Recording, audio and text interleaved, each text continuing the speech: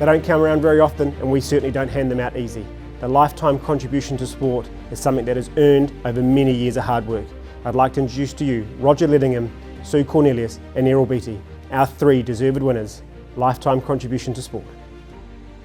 Well, it was an accident.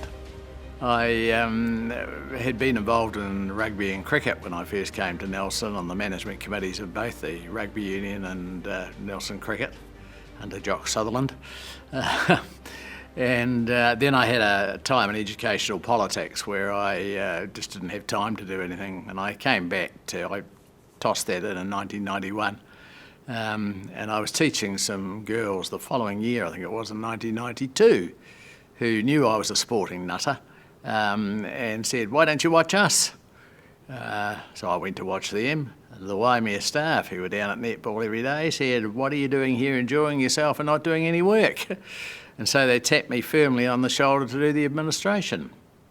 And I opened my mouth and said yes. And then very shortly after that, the local management committee president was retiring, and none of them were very keen on taking over, so I got another very firm tap on the shoulder.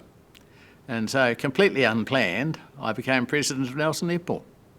Oh, the variety of stuff I've done, I suppose. I was the Nelson Mail reporter for 3 years, so at least I think it was 3 years.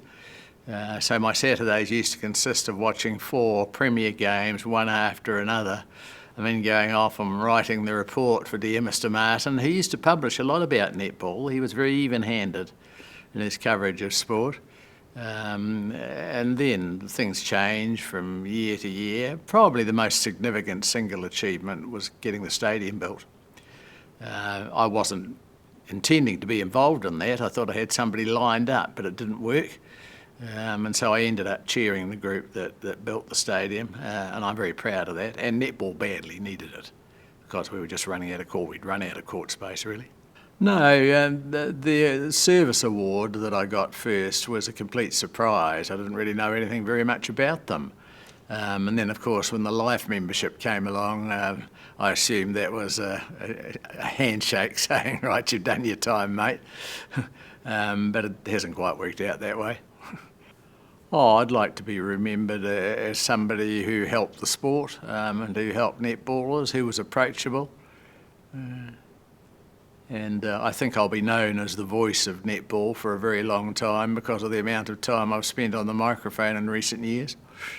Roger, congratulations. Thoroughly deserved. All yours. I started marching, well, it's a little bit of a long story. My sister, who was 2 years younger, she went off and went to her first training, and she came home marching around the backyard, blowing a whistle. That seemed to be quite important, I don't know why. She'd stop and she'd mark time, salute, carry on, and I thought, what a stupid thing to be doing. And so eventually she went to her first competition, and of course we all went off and watched. I was hooked. Those days they had live bands. They had 2 brass bands and a pipe band, and the girls in their uniforms, boots or sand shoes as it was for the younger ones. And what they did, the drills, the formations they formed, I was just blown away. And I was at the next practice.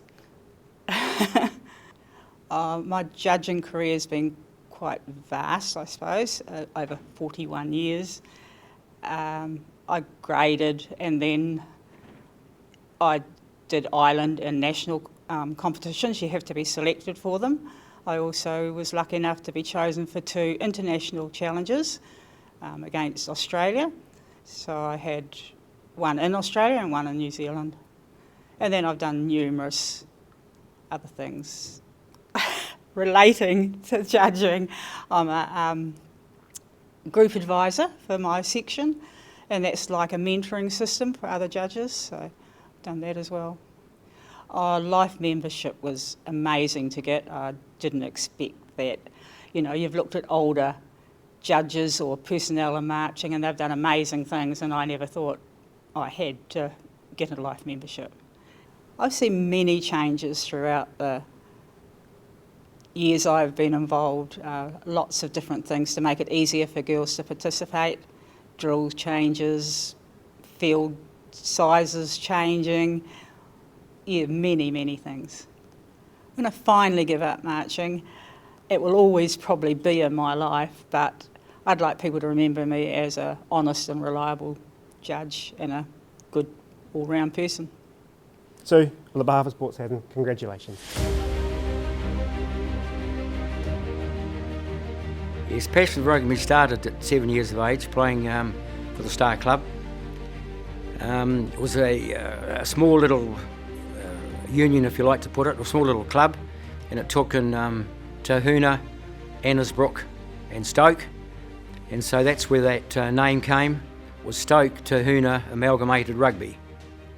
One of my fondest memories for coaching was when I had the opportunity of being a selector of the Nelson Bays Senior B side, and did that for 2 years.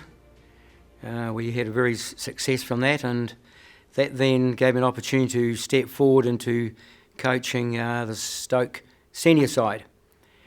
And over a 3-year period we went from the second division, and when I finished up we were running fourth in the top division, and the following year that particular side won the first of their championships. I think some of those awards that I've been lucky enough to pick up for a period of time, one that stands out really would be have the opportunity to be on the New Zealand Golden Oldies Secretariat and running rugby in Hawaii for 3 years, and that was pretty good. And then as years have moved on, with Stoke Rugby Football Club, made a life member and then was the patron, and Nelson Bays was similar, and was able to be involved in starting the setting up of the Tasman Rugby Football Union, and was very fortunate then to have the opportunity put upon me of being a life member, and 12 months ago the patron. Rugby in Nelson, it's always very nice that you're at the top like we have with our Marcos, but sometimes you can forget about those below you and those into children's rugby, and we'd hope that that is not forgotten. It's always very nice to stand and watch all the plums, but you've got to do the hard work in the background. And I know we have a new CEO on board now, and one of his big inputs is going to be trying to make sure that we hold on and progress through all our grades of rugby.